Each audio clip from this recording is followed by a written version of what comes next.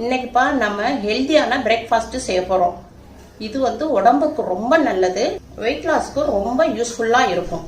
இப்போ நான் ஒரு டீ கிளாஸ் எடுத்திருக்கேன்ப்பா. இது வந்து 100 கிராம் அளவு பிடிக்கும். இப்போ இதில் வந்துப்பா சிறுதானியத்தில் 4 அரிசி இருக்கு. அதில் ஒரு அரிசி வந்து நான் வந்து விறகரிசி எடுத்திருக்கேன். இதில் நான் வந்து 2 கிளாஸ் அளவுக்கு எடுத்துக்கிறேன்.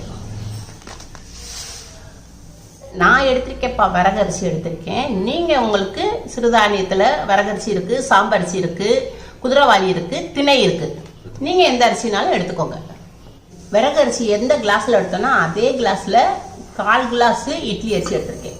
1 கிளாஸ் சிறுதானிய அரிசிக்குப்பா 1/4 கிளாஸ் உளுந்து கணக்கு. 2 கிளாஸ் எடுத்துருக்கனால நான் 1/2 கிளாஸ் உளுந்து போட்டிருக்கேன். அப்போ தான் இட்லி வந்து சாஃப்டாக வரும், தோசையும் நல்லா சாஃப்டாக இருக்கும். 1 டீஸ்பூன் அளவுக்கு வெந்தயம் வந்து நான் கழுவ போகிறேன். நல்லா இப்படி பிசைஞ்சு விட்டு நல்லா கழுவிக்குங்க.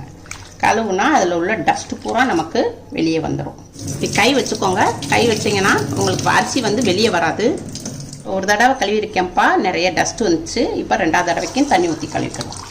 இப்படி கை வச்சுக்கோங்க. இப்படி கை வச்சிங்கன்னா அரிசி வந்து வெளியே வராது. நீங்கள் அப்படி எடுத்துக்கலாம். இப்போ இன்னொரு தடவையும் கழுவிடுவோம். உங்களுக்கு இது பிடிக்க உங்களுக்கு தெரியலன்னா நீங்கள் என்ன செய்கிறீங்க, இதை வந்து இப்படி ஜல்லடை வச்சுக்கோங்க. ஜல்லடையை வச்சு இப்படி நிறுத்துருங்க. அவ்வளோதான்ப்பா. 3 தடவை நல்லா கழுவியாச்சு. நல்லா அரிசி நல்லா வெள்ளையாக வந்துருச்சு. இப்போ நம்ம தண்ணி ஊற்றி ஊற வச்சுக்கிடுவோம். இப்போ தண்ணி ஊற்றி நம்ம 5 மணி நேரம் ஊற வைக்கணும். அரிசி முங்குற அளவுக்கு நம்ம தண்ணி ஊற்றிக்கிடுவோம். இது வந்து 5 மணி நேரம் ஊறட்டும். இப்போ 5 மணி நேரம் ஆயிடுச்சு.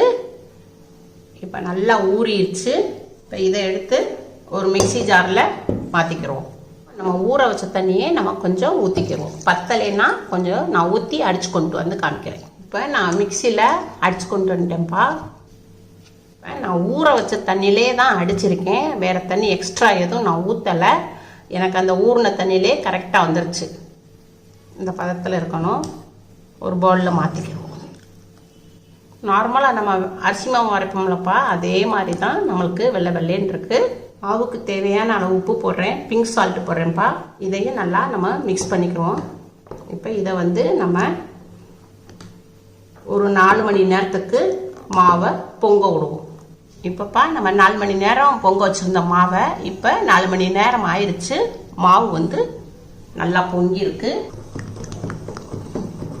மேலே பொங்கியிருக்கும். இப்படி நம்ம நல்லா கரண்டி வச்சு இப்படி மிக்ஸ் பண்ணோம்னா மாவு வந்து உங்களுக்கு கீழே அந்த பொங்கின மாவு கீழே வந்து அமிங்கிரும்.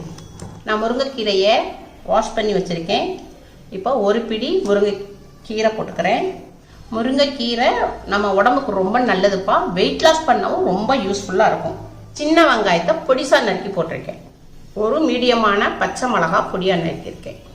கொஞ்சோண்டு மல்லி இலை, கொஞ்சோண்டு சீரகம், தேவையான அளவுக்கு உப்பு. இப்போ நான் விறகரிசி மாவு அரைச்சி வச்சுருக்கேன். இப்போ 2 கரண்டி மாவு ஊற்றிக்கிடுவோம். இப்போ எல்லாத்தையும் இதை மிக்ஸ் பண்ணிக்கிடுவோம். இப்போ இது வந்து தோசை மாதிரி வராதுப்பா, நம்ம அடை மாதிரி தான் வரும். திக்காக தான் ஊற்றிக்கிறணும். தோசை மாதிரி மெல்லிசாக பரப்பி ஊற்ற முடியாது. கொஞ்சம் திக்காக ஊற்றிக்கிடுவோம். டேஸ்ட் ரொம்ப நல்லாயிருக்கும். வெயிட் லாஸ் பண்ணவும் ரொம்ப யூஸ்ஃபுல்லாக இருக்கும். கொஞ்சம் கம்மியாக இருக்குது, மாவுக்கும் கம்மியாக இருக்குது, அதனால் இன்னும் கொஞ்சம் மாவு ஊற்றிக்கிறோம். கரெக்டாக இருக்குப்பா. வாங்க உங்களுக்கு அடை தோசை ஊற்றி காமிக்கிறேன். நம்ம தோசைக்கல் வச்சுருக்கோம்ப்பா. தோசைக்கல் காஞ்சிருக்கு. இப்போ இதில் வெங்காயத்தை தடவிக்கிறோம். கேஸை ஸ்லோவில் வச்சுக்கிடுவோம்.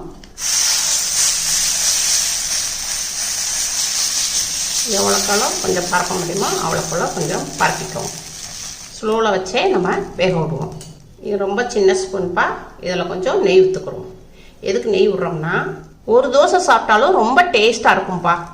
நெய் வந்துப்பா நம்ம 1/4 ஸ்பூன் தான் போட்டிருக்கோம், கொஞ்சமாக தான் போட்டிருக்கோம். அதனால நம்மளுக்கு வந்து ஒன்றும் ஆகாது. இப்போப்பா நம்ம வந்து முருங்கை இலையை வந்து ரொம்ப வேக விடக்கூடாது. ஏன்னா முருங்கைக்கீரையில் உள்ள சத்துக்கள் பூரா நம்மளுக்கு போயிடும். அதனால இந்த மாவு வேகிற அளவுக்கு நம்மளுக்கு முருங்கை இலை வெந்தா போதும். மேற்பக்கம் வெந்துருச்சு. இப்போ நம்ம இதை திருப்பி போடுவோம். திருப்பி போட்ட பக்கமும் நம்ம கேஸை ஸ்லோவில் வச்சு ஒரு 3 நிமிஷம் வேக விடுவோம். இப்போப்பா கீழே நல்லா வெந்துருச்சு. இதை எடுத்து ஒரு பிளேட்டில் மாற்றிக்கிறோம்.